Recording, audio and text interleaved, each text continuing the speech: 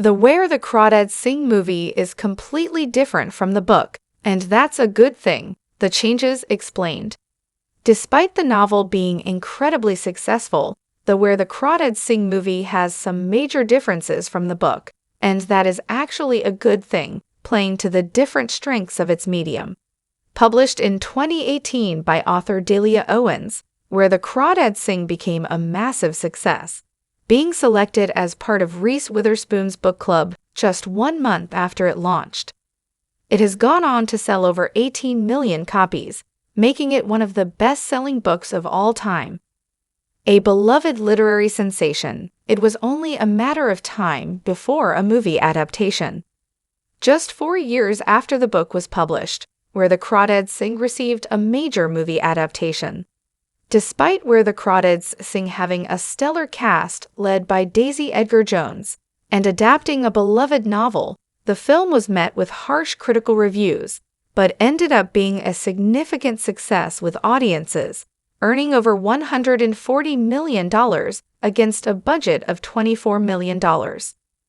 While Where the Crawdads Sing might not necessarily live up to the same beloved status as its novel, it made some changes to the source material, which ultimately served it for the better.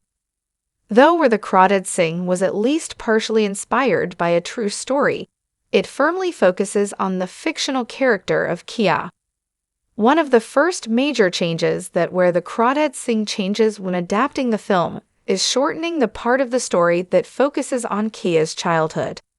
The novel sort of acts like a sprawling familial epic regarding Kia's backstory, taking several chapters to flesh out not only her as a little girl and her close relationship with her older brother Jody, but also how her parents' marriage deteriorated to the point where her father eventually becomes the abusive alcoholic he is shown to be in the film. The movie only takes a little bit of time exploring Kia's childhood, which makes sense given that there is a lot of story to fill within what is essentially a 2-hour film. There is a major difference in the type of storytelling between a novel and a movie, and where the book could get away focusing on a decent amount of time exploring Kay's childhood, the movie isn't afforded that luxury, and makes the right choice of framing it as flashbacks when she is telling her lawyer about her story. Despite not focusing as long on it in the movie, Kia's childhood is still an important focus in Where the Crawdads Sing, and is essential to understanding who she is as a person throughout the rest of the story. If the novel had been adapted into a television series instead, it could have taken more time to do just that, but it was the right choice to keep the pace of the film from becoming too slow.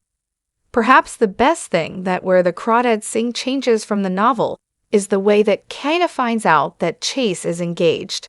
In the novel, Kaya learns about Chase's engagement by reading its announcement in the local paper. While it makes sense that she would learn about this way, given her tendency to isolate herself, if the movie had her learning about it in the same way, it could emotionally distance the viewer from the revelation. Instead, the film makes her learning about it much more impactful from a purely cinematic standpoint. After Kia goes into town, she runs into Chase and his friends outside the grocery store, where she learns that he is engaged to a girl named Pearl, spotting the ring on her finger. This scene ends up being incredibly impactful for the humiliation that Kaya feels at that moment, realizing that Chase had essentially been using her the entire time they had been together. To him, Kia was just the marsh girl, and never someone he would actually be with. And when he gets physical with her later on and assaults her, this initial confrontation makes it even harder to watch. Kaya starts out the movie as illiterate, never having the opportunity to learn to read or write, given the extraordinary circumstances she found herself in early on. After meeting Tate, he begins to teach her these skills, which opens up an entire new world for Kia, one where she begins to draw and write about the marsh and everything she knows about it. The knowledge she has, along with her incredible skill as an artist, allowed her to eventually become a published author in both the novel and the movie, a significant aspect of the story. How she goes about actually getting published is different between both the movie and the novel. In the novel, Tate gives Kia a list of publishers after he has already come back from college, as an attempt to reconcile their relationship after he left her without warning.